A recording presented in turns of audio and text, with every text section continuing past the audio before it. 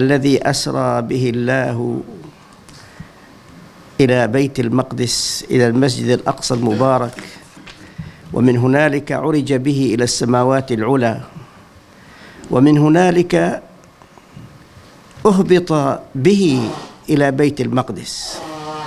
فبيت المقدس مرتقا ومهبطا ومسرا ومعراجا، يا له من تشريف.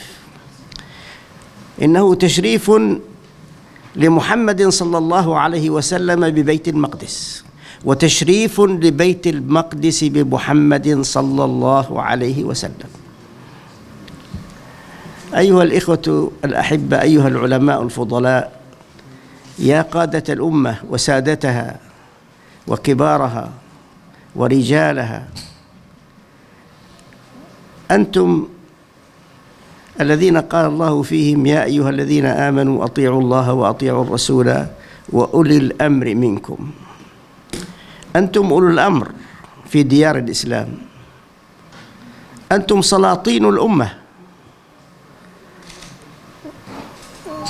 ولكن يحتاج السلطان أن يعرف نفسه أنه سلطان، أن يعرف نفسه، وأن يقدر قدره، وأن يأخذ دوره.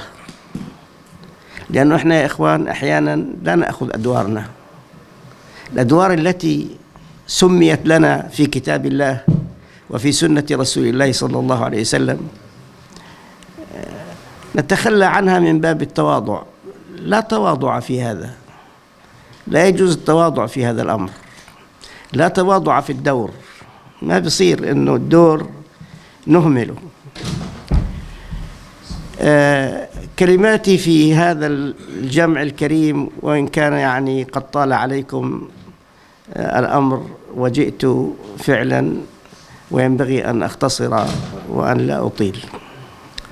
أقول أولا أيها الإخوة، نحتاج إلى دراسة واسعة في الكتاب والسنة عن قضية فلسطين وعن المسجد الأقصى، أن تكون هذه الدراسة محررة، تعتمد صحيح الحديث وتعتمد محاسن التأويل، ثم أيضا تستجمع قصص التاريخ. يعني سبحان الله، عندما أقرأ القرآن قراءة أتلمس فيها فلسطين، لا أكاد أجد سورة لم تذكر فيها فلسطين. يعني وين بدك تشوفها؟ مثلا يا جبال أوبي معه، ما هي جبال فلسطين. الريح اللي تحركت،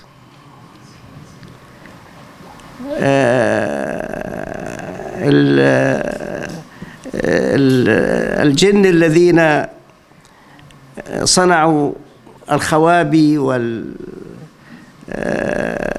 إلى غير ذلك، التين والزيتون، وطور سينين. طور سينين طبعا غير طور سيناء. طور سينين هو جبل الطور في القدس في بيت المقدس. فتجد النمل، هو هذا كله موجود في الهدهد. يعني اقرأ ما أكثر ما تجد. أيضا تجد أخبار الأشرار الذين ابتلعتهم فلسطين، وعلى رأس هؤلاء الأشرار اليهود، كما جاء في سورة الإسراء. المسجد الأقصى أيها الإخوة فتنة، لقول الله تبارك وتعالى: وما جعلنا الرؤيا التي أريناك إلا فتنة للناس، اللي هي مسر النبي عليه الصلاة والسلام. وكأن هذا المسجد هو اختبار مستمر دائم طويل للمسلمين عبر التاريخ، فتنة للناس. هل يفقهون دورهم فيه أم يتخلون عن واجبهم نحوه. ومن المهمات أيها الإخوة الكرام في هذا اللقاء الطيب أن نفقه الناس بفروض الكفاية، لأن الأمة انشغلت بفروض الأعيان، والكل يدرس في فروض الأعيان ويتكلم عن فروض الأعيان، لكن أين فروض الكفاية؟ وانظروا إلى أعظم المهمات في الدين، ما المسؤول عنها؟ إنها فروض الكفاية. إقامة الدولة الإسلامية وتنصيب خليفة على الأمة، الأمر بالمعروف والنهي عن المنكر الذي يصلح المجتمعات، العلم الشرعي الذي يفقه الناس بدينهم، الجهاد الذي يحرر أوطانهم. كل المهمات الكبيرة فروض كفاية.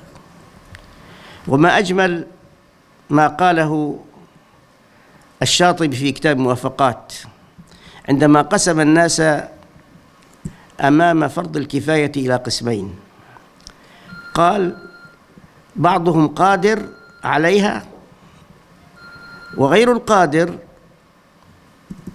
ماذا يفعل؟ قال: يقيم القادر. غير القادر يقيم القادر. يعني هكذا الناس قسمان: قسم قادر وقسم يقيم القادر. يعني مثلا واحد قادر أن يكون خليفة مؤهل، لكن يحتاج إلى أعوان ينصبوه خليفة. تنصيبه خليفة وجعل الناس يستجيبون له ويستجيبون لأمره، هذه مهمة الآخرين، هؤلاء اللي بنسميهم احنا عوام. هذا دور العوام يا إخوان، دور العوام في فروض الكفاية كبير جدا. مثلا في فلسطين الآن هنالك قادرون على الجهاد ويقاومون العدو ويرابطون حول المسجد الأقصى، لكن علينا نحن في بلادنا أن نقيم هؤلاء المرابطين، نقيم هؤلاء القادرين، لأنه بغير الإقامة لا يستطيعون أن يقوموا بهذه الفريضة. فنريد أن نشيع بين الناس في بلادنا، والحمد لله الذي جمعكم، ولولا الله ما اجتمعنا، لا ولا جئنا ولا التقينا، فالحمد لله رب العالمين.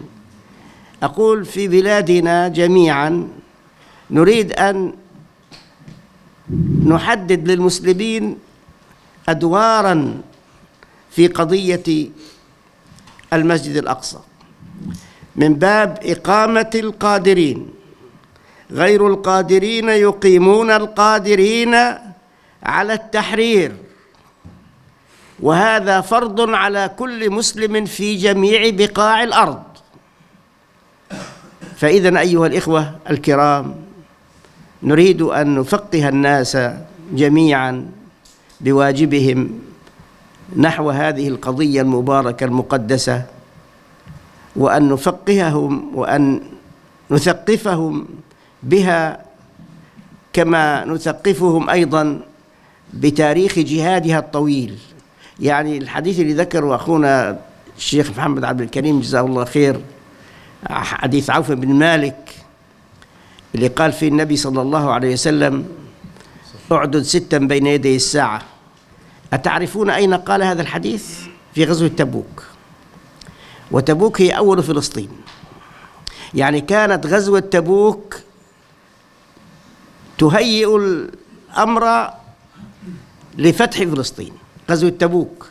ولذلك في التاريخ أو في علم الجغرافيا والبلدان يقولون تبوك أول فلسطين، أول فلسطين. فالنبي صلى الله عليه وسلم اختار لعوف بن مالك وقد دخل عليه في قبة أدم، فإذا برسول الله صلى الله عليه وسلم يقول له: اعدد 6 بين يدي الساعة، موتي ثم فتح بيت المقدس. ولذلك يعني هذا الاهتمام وهذا التوجه إلى بيت المقدس من رسول الله صلى الله عليه وسلم وهو في تبوك التقط الصحابة وعلموا أن فتح بيت المقدس لا يكون في حياة النبي صلى الله عليه وسلم، وإنما يكون بعد موته، فأخذوا هذا العهد وقاموا بفتح بيت المقدس استجابة لهذا الوعد من رسول الله صلى الله عليه وسلم. ويبقى وعد رسول الله صلى الله عليه وسلم لنا نحن الآن في هذا الوقت، لأنك عندما تقرأ وتقول أعدل 6 بين يدي الساعة موتي ثم إيش؟ وين بيت المقدس؟ مش مفتوحة. ثم فتح بيت المقدس تحتاج إلى فتح. وأقول قولي هذا وأستغفر الله العظيم لي ولكم، والحمد لله رب العالمين.